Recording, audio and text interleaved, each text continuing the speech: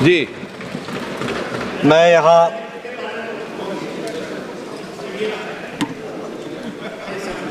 सभापति जी, मैं यहाँ पर डिमांड फॉर ग्रांट्स 2024-25 जो लोकसभा में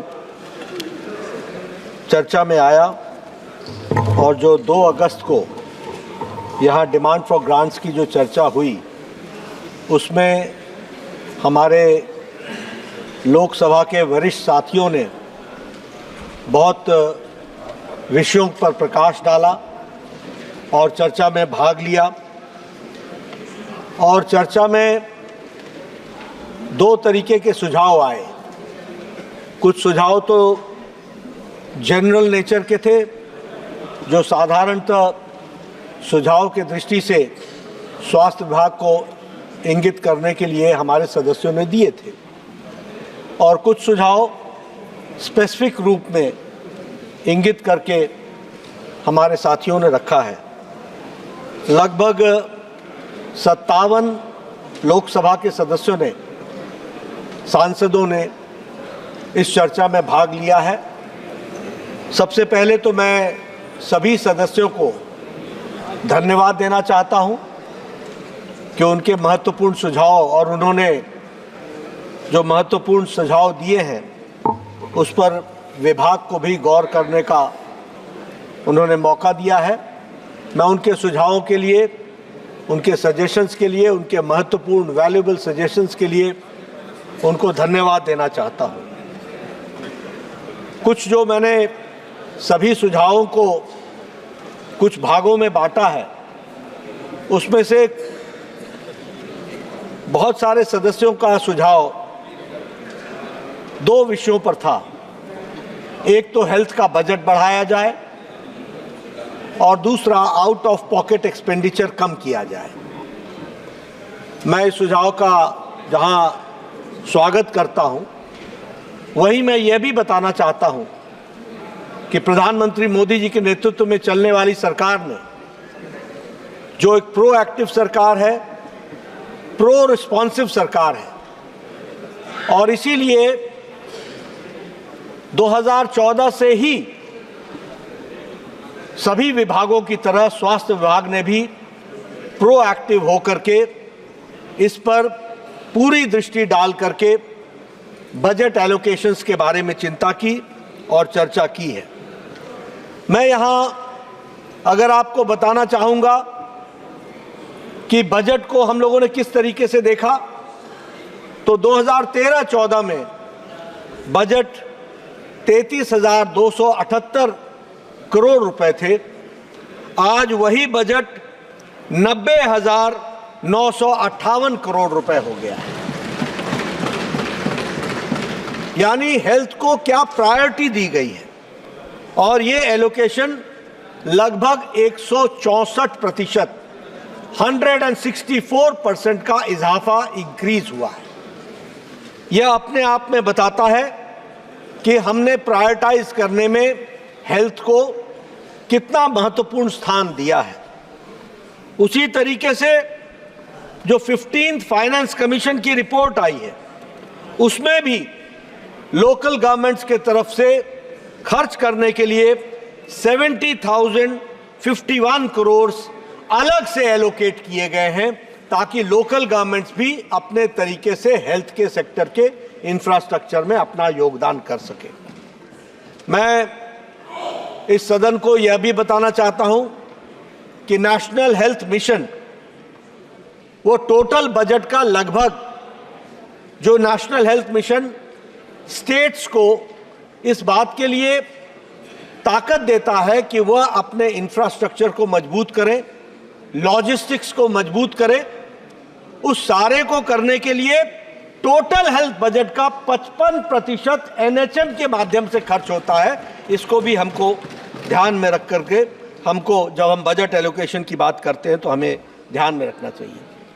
प्रधानमंत्री पीएमएसएसवाई, उसकी बारे में अगर हम बात करें तो अभी तक पिछले 10 सालों में 13,900 करोड़ रुपए खर्च हुए हैं, और उसके माध्यम से भी हमने टर्शरी हेल्थ केयर को स्ट्रेंथन करने के लिए कार्य को आगे बढ़ाया है। जो हमने 2017 के अपने हेल्थ पॉलिसी में कहा कि हमारा 2.5% हेल्थ का बजट खर्च होगा, मुझे खुशी है आज ये बताते हुए कि हम तीव्र गति से उसमें आगे बढ़ रहे हैं और 1.1% ऑफ द जीडीपी से अब वो बढ़ करके 1.9% हो गया है, रीचिंग 2%, और उसको हम आगे बढ़ाने वाले हैं। कभी खुश तो हो जाइए दादा, कभी तो खुश हो जाइए। मैं यहां पर आउट ऑफ पॉकेट एक्सपेंडिचर, इसके बारे में भी बहुत से इंटरवेंशंस किए गए, जिसके तहत Ayushman Bharat, free drugs and diagnostic facilities, free screening, इन सब पर बल दे करके आउट ऑफ पॉकेट एक्सपेंडिचर को हम लोगों ने 62% से रिड्यूस करके 47.1% पहुंचाया है और आउट ऑफ पॉकेट एक्सपेंडिचर आज वो कम हो रहा है। मैं ये आंकड़े देने पर ये नहीं कह रहा हूं कि हम रुक गए हैं। This is ongoing process with the same amount of priority. हमारी प्रायोरिटी में भी कोई कमी नहीं आने वाली है और हम उसको उसी गति से प्रधानमंत्री मोदी जी के नेतृत्व में और आउट ऑफ पॉकेट एक्सपेंडिचर को कम करने के लिए कटिबद्ध हैं। इस बात को भी हमको ध्यान में रखना चाहिए। मैं यहां नेशनल हेल्थ पॉलिसी के जो 4 मिशन मोड के प्रोजेक्ट्स हैं उस पर भी आपका ध्यान आकृष्ट करना चाहता हूं। 4 हैं। सबसे पहला है प्रधानमंत्री जन आरोग्य योजना, पीएम जय। ये जो जन आरोग्य योजना है, आयुष्मान भारत, इस योजना के तहत हम सब लोग जानते हैं कि 12 करोड़ परिवार यानी 55 करोड़ से ज्यादा लोग, यानी भारत की 40% की आबादी, और ये कौन है लोग? वो गरीब लोग जो बिल्कुल ही marginal section of the society है। और इसमें यह भी बताया गया है कि बाय प्रोफेशन से भी जोड़े गए हैं और जो कास्ट सेंसस नहीं, जो हमारा सोशियो इकोनॉमिक सेंसस है, उसके तहत हम लोगों ने इनको जोड़ने का प्रयास किया। और मैं कई बार बोलता हूं, रिक्शा वाला, ठेला वाला, रेडी वाला, फेड़ी वाला, बस का ड्राइवर, क्लीनर, ट्रक का ड्राइवर, लिफ्ट मैन, होटल में काम करने वाला वेटर, ऐसे गरीब लोग, 12 करोड़ परिवार, ऐसे लोगों को 5 लाख रुपए का एनुअल हेल्थ कवरेज देने का कार्यक्रम आयुष्मान भारत के तहत दिया गया है। और उसी तरीके से आयुष्मान आरोग्य मंदिर, इसको भी स्थापित करने का काम किया गया है। और इसकी संख्या कितनी है? 1,73,000, 1,73,000 हमारे आयुष्मान आरोग्य मंदिर, इसको भी हम लोगों ने खड़ा करने का काम किया है।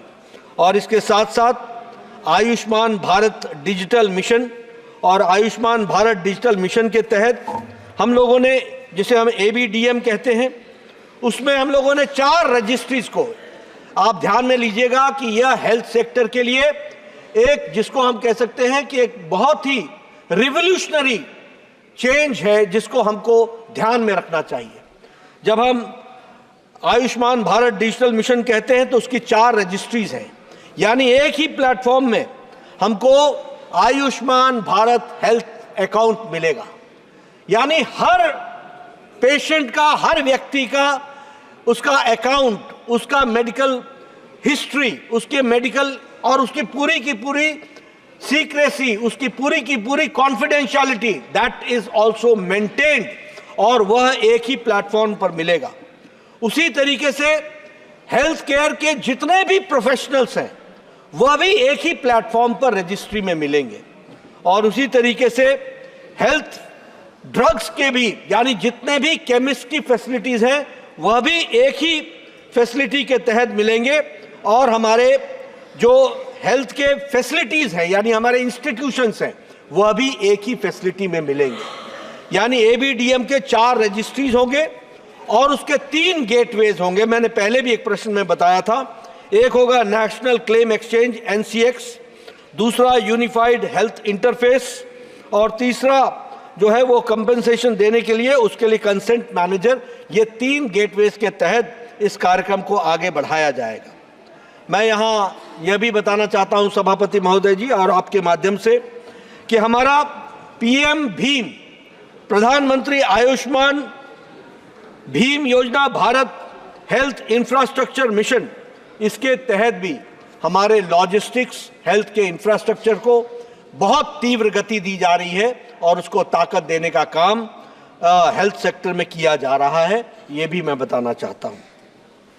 जो दूसरे इनिशिएटिव्स हैं, उन इनिशिएटिव्स की बात करें तो NHM में हम सभी प्रदेशों को टेक्निकल और फाइनेंशियल सपोर्ट हम देते हैं, और वो टेक्निकल और फाइनेंशियल सपोर्ट के माध्यम से जो हमारे सब सेंटर्स हैं, जो हमारे आयुष्मान आरोग्य मंदिर हैं, जो हमारे PHCs हैं, जो हमारे CHCs हैं, जो हमारे डिस्ट्रिक्ट हॉस्पिटल्स हैं, इन सबको फाइनेंशियल और टेक्निकल सपोर्ट देने का काम हम ये नेशनल हेल्थ पॉलिसी के तहत NHM के तहत हम कर रहे हैं। ये भी मैं बताना चाहता हूं।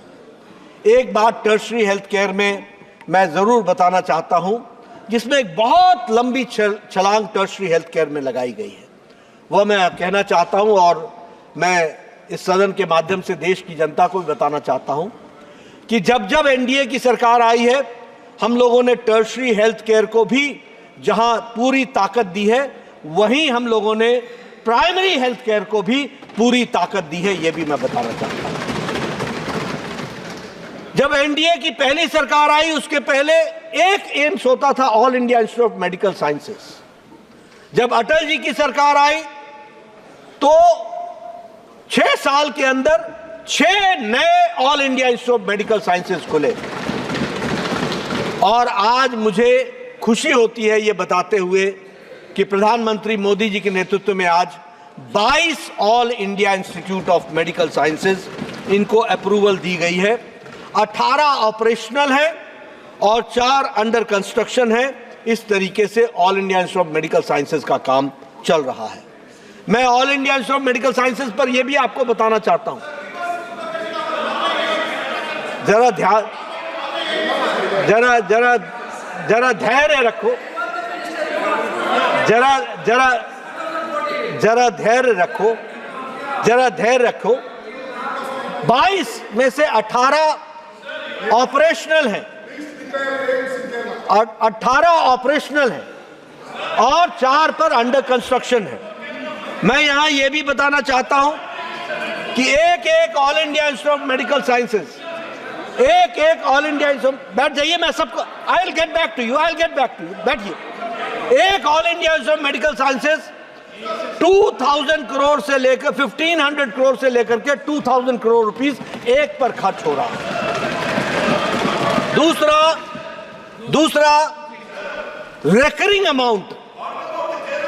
recurring amount, please sit down sir, I am there to take care,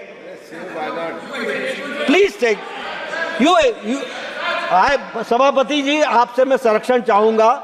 मैं इनकी भावनाओं की कदर करता हूं, मैं इनकी भावनाओं की कदर करता हूं, मैं इनकी भावनाओं की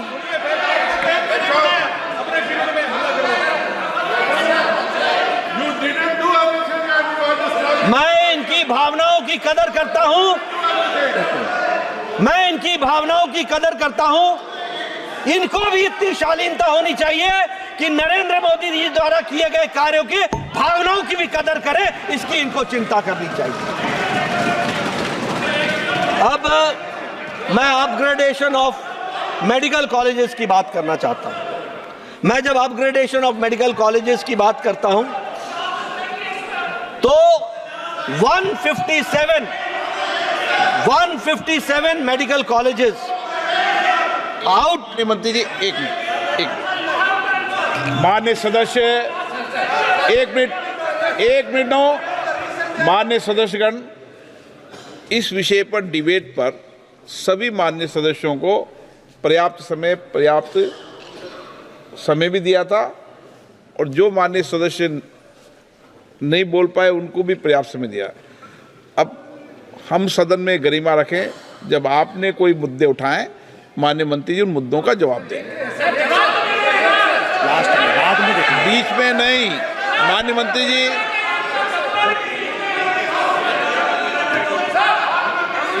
बीच में नहीं।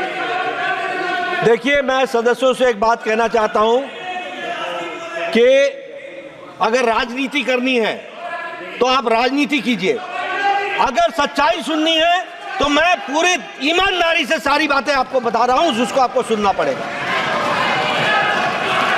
157 medical colleges, 157 medical colleges in one go. और मैं आपको यह भी बताना चाहता हूं कि 387 मेडिकल कॉलेजेस इस देश में थे और आज 731 मेडिकल कॉलेजेस हैं। 731 मेडिकल कॉलेजेस हैं। और यहां अगर मैं यूजी सीट की, please sir, please sit down, let me answer. Now sit down, Raghavan. I know what you want to say. Please.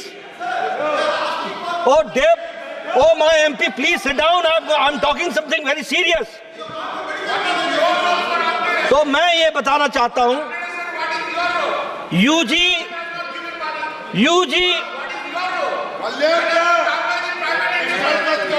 he does not understand.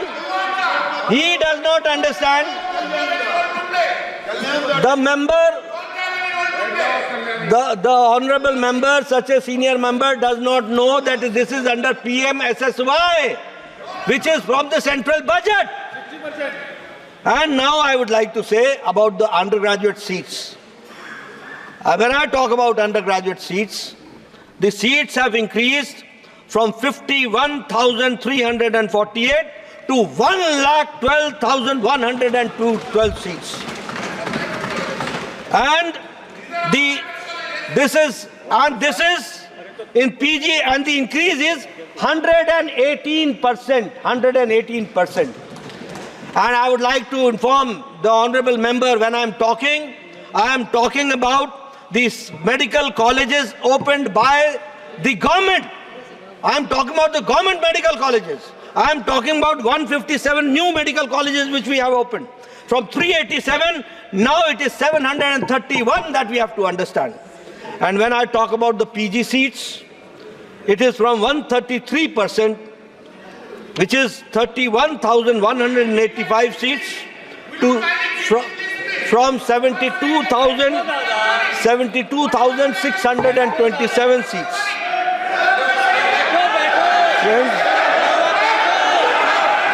Friends,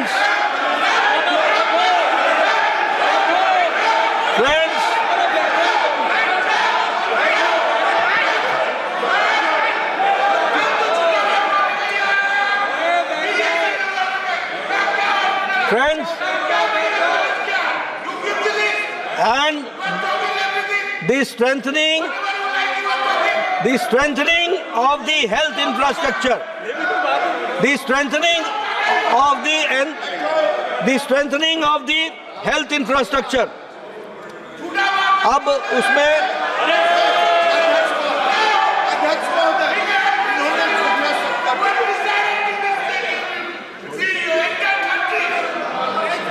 strengthening of the infrastructure.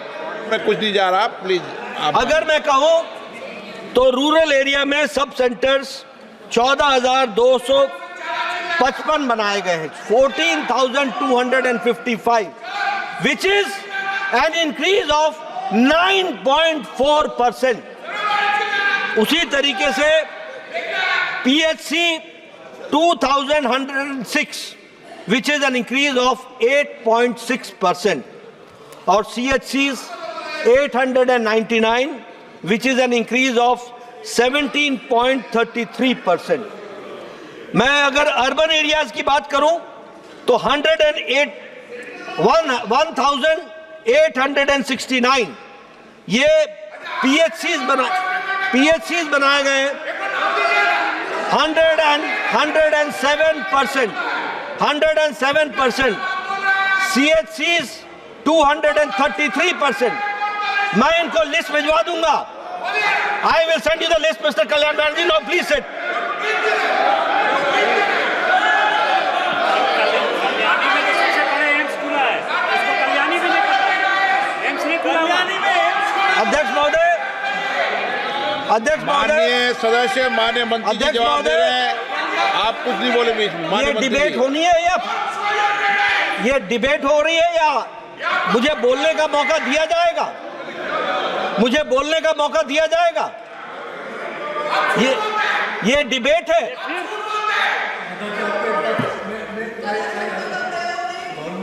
No, मैंने मंत्री जी इनको allow नहीं किया. आप तो बोलिए.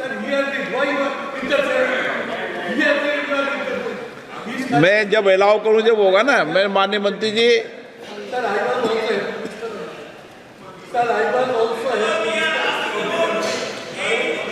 Sir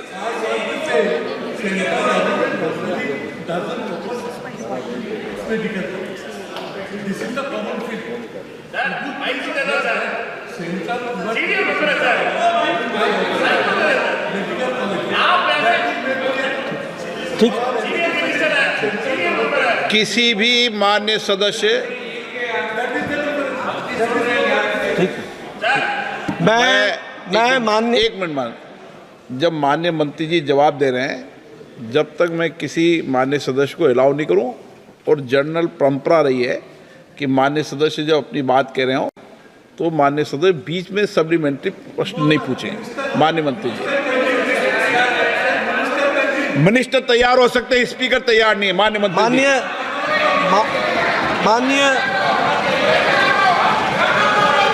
माननीय अध्यक्ष जी, ये अगर मैं बताऊं, मुझे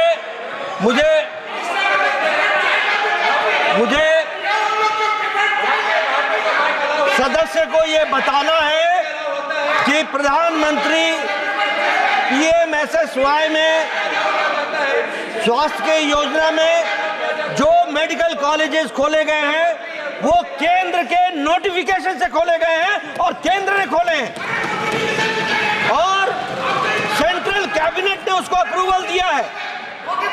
और ये बहुत पढ़े लिखे सदस्य हैं, इनको मालूम नहीं है what the scheme of PMSSY is.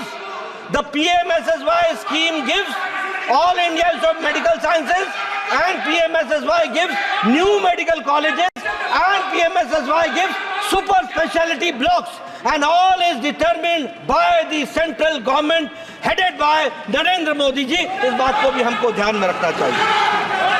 मित्रों, मैं अगर बात करूं सब डिविजनल हॉस्पिटल्स की, वो 172 यानी 25% का इंक्रीज है.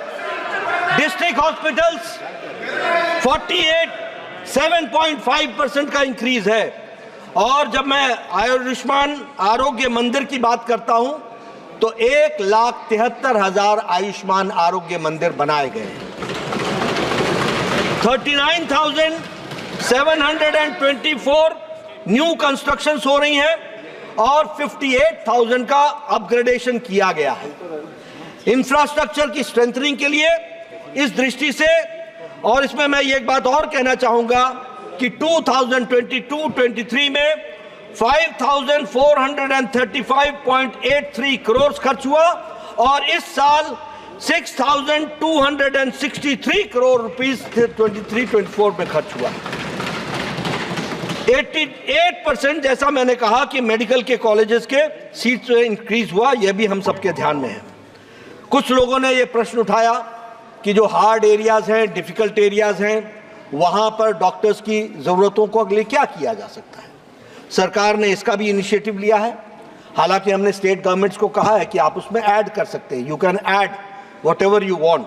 लेकिन हम लोगों ने अपने तरफ से हार्ड एरिया अलाउंस के लिए डॉक्टर्स को, ताकि वो हार्ड एरिया में जाएं, उसकी व्यवस्था करने के लिए, और उसको हमने स्टेट को नेगोशिएबल कहने के लिए कहा है.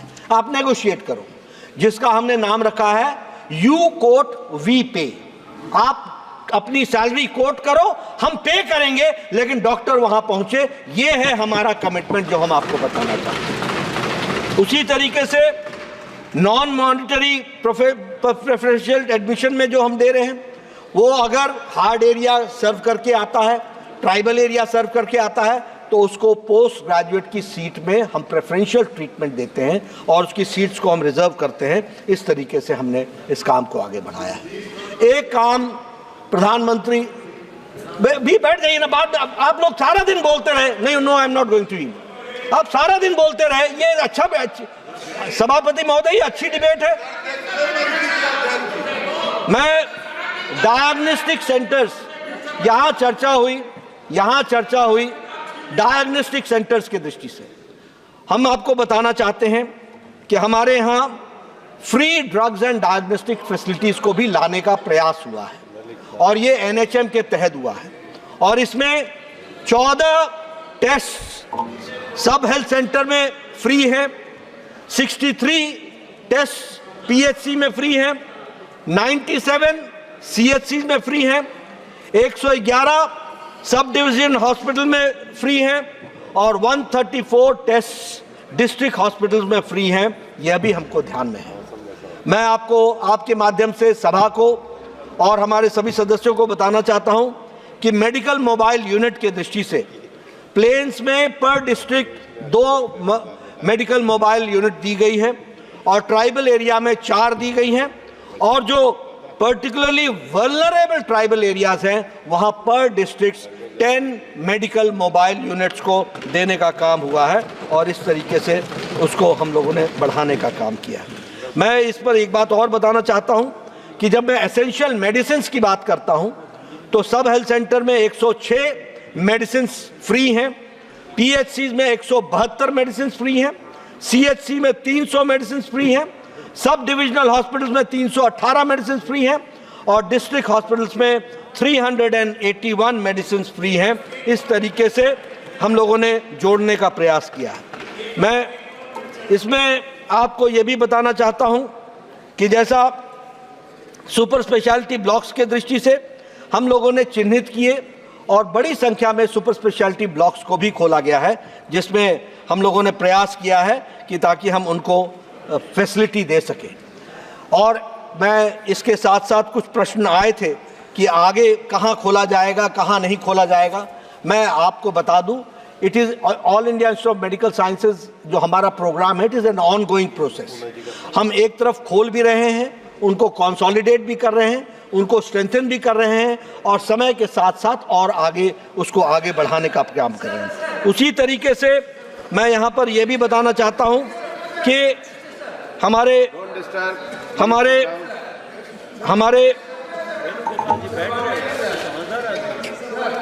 आयुष्मान भारत के बारे में काफी चर्चा हुई। Venugopal please, I respect your sentiments, I understand and I respect your sentiments. So now I am the minister. Now I am the minister. Please. Ayushman Bharat में हमने जिस स्कीम को चलाया है, मैं यहाँ हाउस को बताना चाहता हूँ। जब मैं 2014 में मोदी जी के नेतृत्व में जब सरकार आई, उस समय वर्ल्ड हेल्थ असेंबली में चर्चा होती थी यूएचसी की, यूनिवर्सल हेल्थ कवरेज की। और जब ये यूनिवर्सल हेल्थ कवरेज की चर्चा होती थी तो ऐसा लगता था जैसे शायद भारत इसके बारे में कभी सोच भी नहीं रहा है कि हम यूनिवर्सल हेल्थ कवरेज दे सकेंगे। लेकिन मुझे खुशी है कि आज प्रधानमंत्री मोदी जी के नेतृत्व में world's largest health coverage programme हुआ है, तो वो आयुष्मान भारत में हुआ और इसको एक्सपैंड करने के दृष्टि से जहां आशा वर्कर्स से लेकर के आंगनवाड़ी हेल्पर से लेकर के अन्य वर्कर्स को जोड़ने का प्रयास हुआ है। आज 35 करोड़ लोगों को इसका आयुष्मान का कार्ड बन चुका है, 12 करोड़ परिवारों को जोड़ा गया है, 55 करोड़ लोगों के लिए यह आयुष्मान भारत का कार्यक्रम दिया गया है।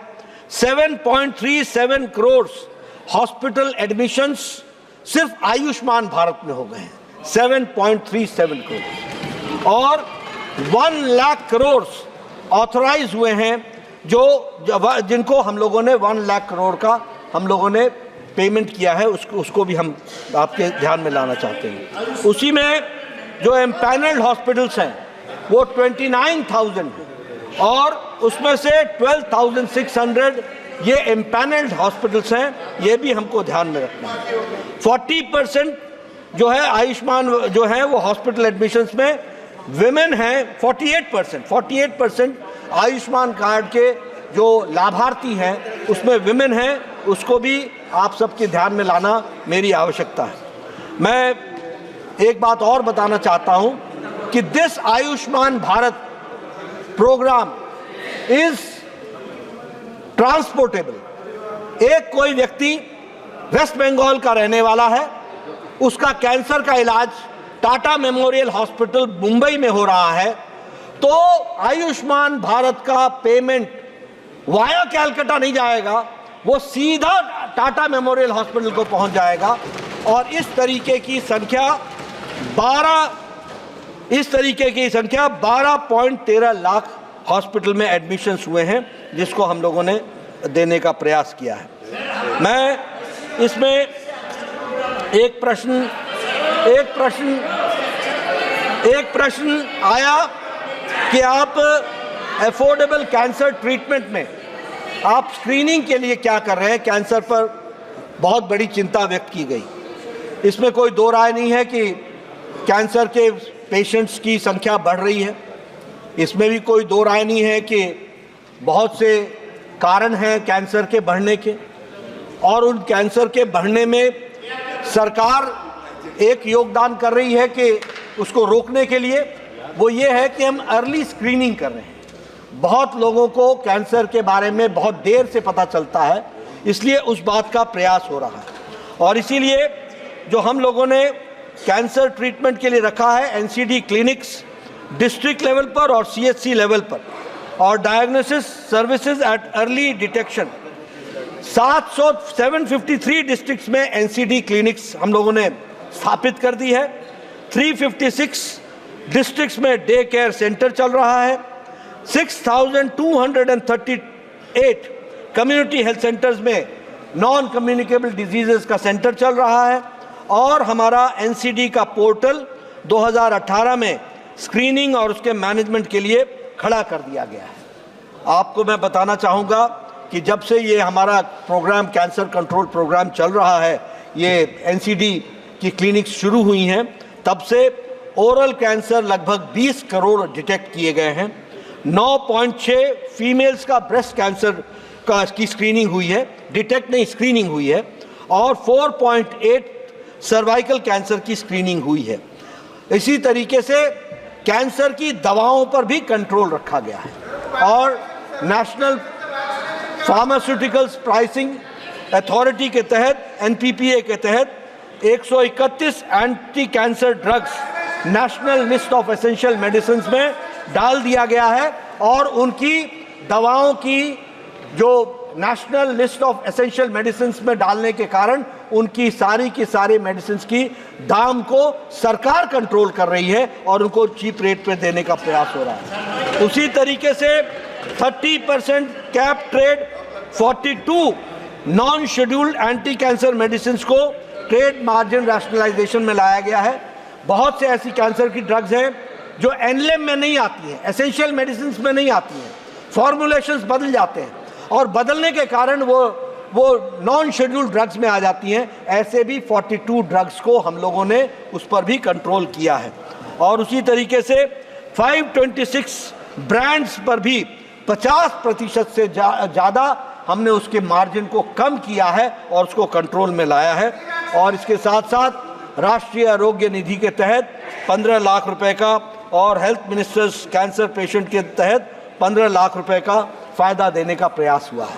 मैं यहाँ ये भी बताना चाहता हूँ कि प्रधानमंत्री मोदी जी के नेतृत्व में दवाइयों को कम करने के लिए, cancer in particular and medicine in general, उसको कम करने के लिए और सही दवाई मिल सके, इफेक्टिव दवाई मिल सके, सस्ती मिल सके, अफोर्डेबल मिल सके, इसके लिए जन औषधि परियोजना को भी प्रारंभ किया गया है। और 13,000 आउटलेट्स खोले गए हैं। और प्रधानमंत्री मोदी जी ने इस बात को कहा है कि आने वाले 5 साल में 25,000 जन औषधि केंद्र खोले जाएंगे, ताकि गरीब लोगों को दवाई मिल सके और उनको दवाइयों का उपयोग हो सके और गरीब लोग उसका उपयोग कर सके। और ये जो रिडक्शन है, मैं सभापति जी आपके माध्यम से हाउस को बताना चाहता हूं कि आम आदमी को कितना फायदा हो रहा है। मैंने एक प्रश्न के उत्तर में 2 दिन पहले बताया है, लेकिन it is 50% to 80% reduction in medicine. इस बात को भी हम सबको समझना चाहिए। उसी तरीके से लगभग 210 आउटलेट्स हैं affordable medicine and reliable implant treatment Amrit के तहत, और उसके तहत भी हम लोगों ने लोगों को फायदा पहुंचाने का प्रयास किया है। एक प्रश्न आया कि ट्रॉमा यूनिट्स को बढ़ाया जाए। मैं यहाँ स्पष्ट कहना चाहता हूँ कि ट्रॉमा यूनिट का भी कार्यक्रम जब प्रधानमंत्री मोदी जी ने 2014 से उसको प्रारंभ किया और उसको प्रायोरिटाइज किया, और लगभग 196 ट्रॉमा केयर फैसिलिटीज और 47 बर्न इंजुरीज दिए गए हैं। लेकिन मैं यहाँ एक बात आपसे शेयर करना चाहता हूँ ट्रॉमा यूनिट्स के बारे में। हम लोगों ने ट्रॉमा यूनिट्स बना तो दिए, लेकिन ट्रॉमा यूनिट्स आइसोलेशन में नहीं चलते हैं। ट्रॉमा यूनिट्स में एक्सीडेंट के, क्योंकि ये बनाए नेशनल हाईवे के बगल में। अब नेशनल हाईवे के बगल में यूनिट तो बन गया, लेकिन जब तक वो फुल फ्लेजेड हॉस्पिटल ना हो तो ट्रॉमा यूनिट अपने आप में काम करने में कारगर नहीं होता है। इसलिए हम लोग इसको रिविजिट भी करेंगे और रिविजिट करके कैसे इसको और इफेक्टिव बनाया जा सकता है उसके बारे में विचार किया जाएगा।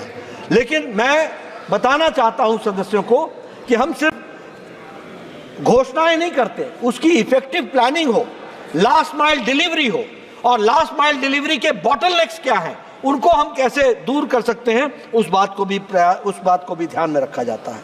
जहां तक एक बात आई कि पीएम भीम में आयुष्मान भीम में बजट का रिडक्शन हुआ है, मैं आपसे एक बात कहना चाहता हूं। मैं आपसे इसमें एक बात कहना चाहता हूं, और वो आपको बड़े स्पष्ट शब्दों में, कि पिछले बार 1,805 करोड़ रुपए बुक हुए थे, और हम लोगों ने जो बीई था उससे एक्सपेंडिचर 43% कम हुआ है। 43% हम पैसा देते हैं, खर्च नहीं होता। इस बार भी 4,200 करोड़ रुपीस हमने दिया है बीई में। आप खर्च कीजिए, जो चाहिए होगा on the floor of the house हम बता रहे हैं, ये प्रधानमंत्री मोदी जी की सरकार है, जितना चाहिए होगा, जो चाहिए होगा दिया जाएगा। खर्च करने वाले तो बनो।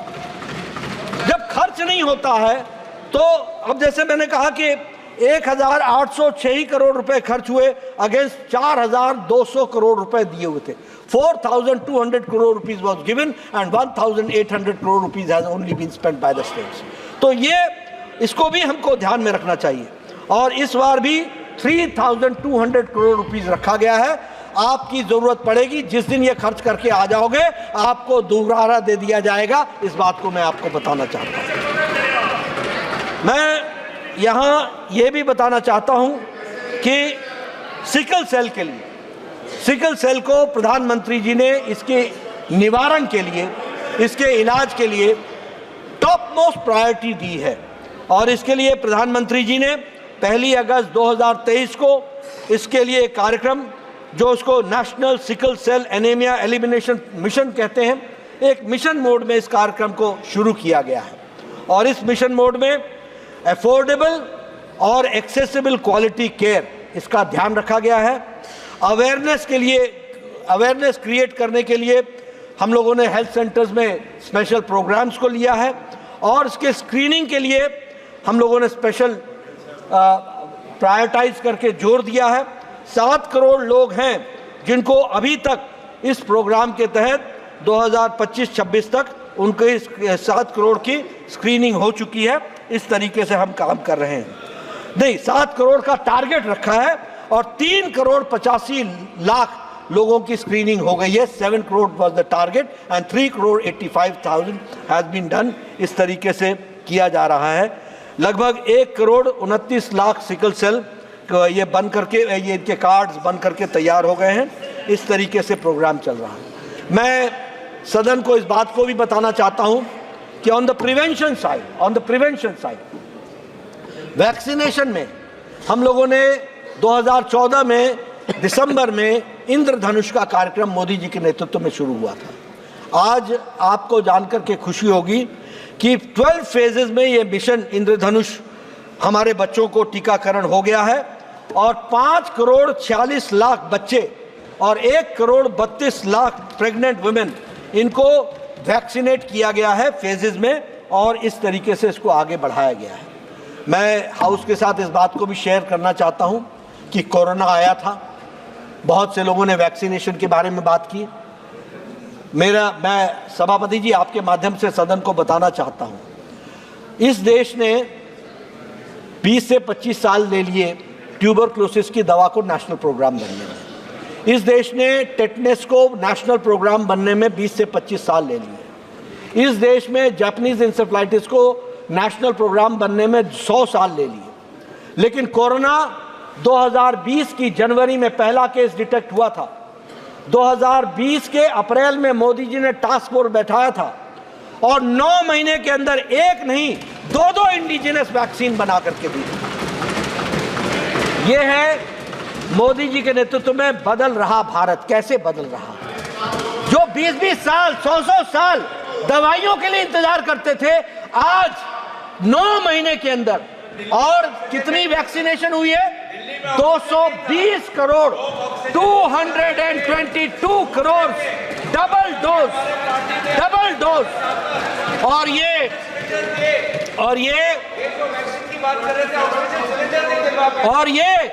और ये vaccination, this is the world's largest and the world's fastest vaccination programme in the world. इस बात को भी हमको समझना चाहिए, कुछ अप्रिशिएट करना चाहिए। Is the world's largest and, और अब मैं आपको बता दूं, कोई पाश्चात्य देश 70% से ज्यादा का वैक्सीनेशन नहीं करा पाया है। ये भारत ही है जिसने वैक्सीनेशन टोटल तरीके से करने का प्रयास किया है, उसको आगे बढ़ाया है। इसलिए मित्रों, ले लेंगे सुझाव, चेंबर में आ जाना।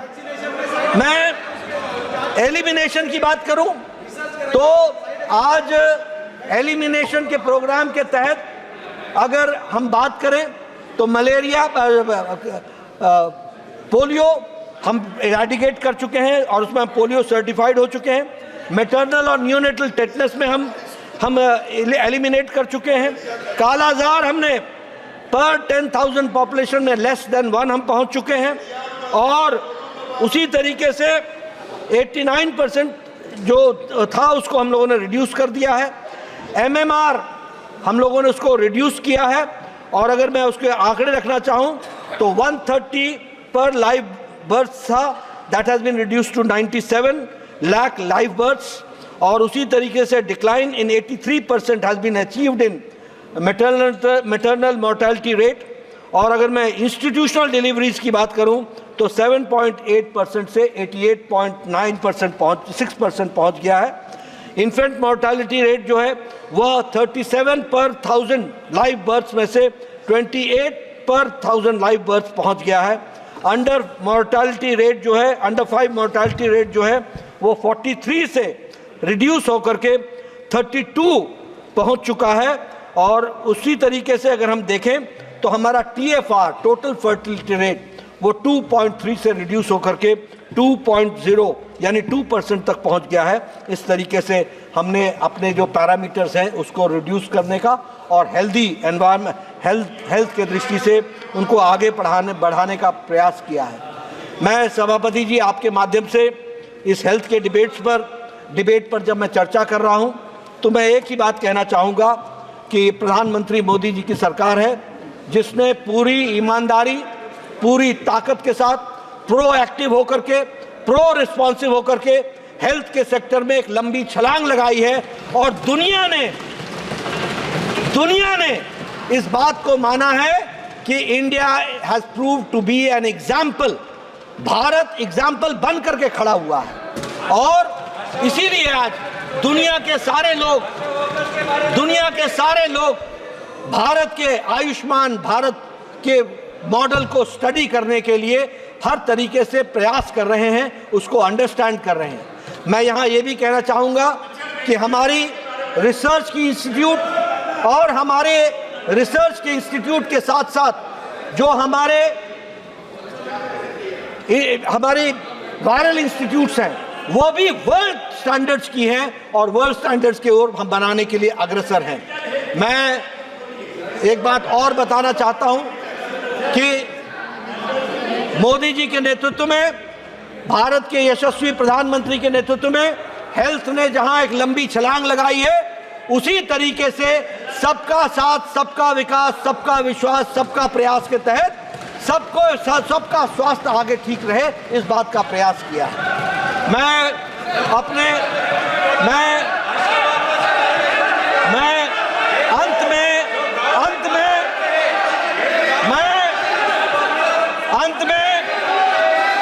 अपने बुद्धिजीवी दोस्तों को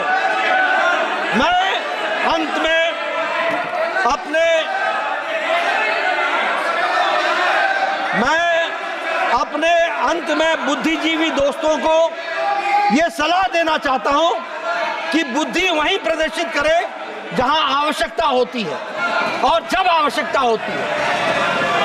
और मैं यहां यह भी बताना चाहता हूं कि सभी लोगों को बोलने का मौका दिया गया और सभी लोगों को काम करने का मौका भी दिया गया। मैं राजनीतिक दृष्टि से कोई लाभ नहीं उठाना चाहता, लेकिन मैं पूछना चाहता हूं कि वेस्ट बंगाल डेंगू का रजिस्ट्री क्यों नहीं केंद्र सरकार को भेजती है, क्यों नहीं बताती है, क्यों छुपाती है। मैं यहां यह भी बताना चाहूंगा कि असम के लोग,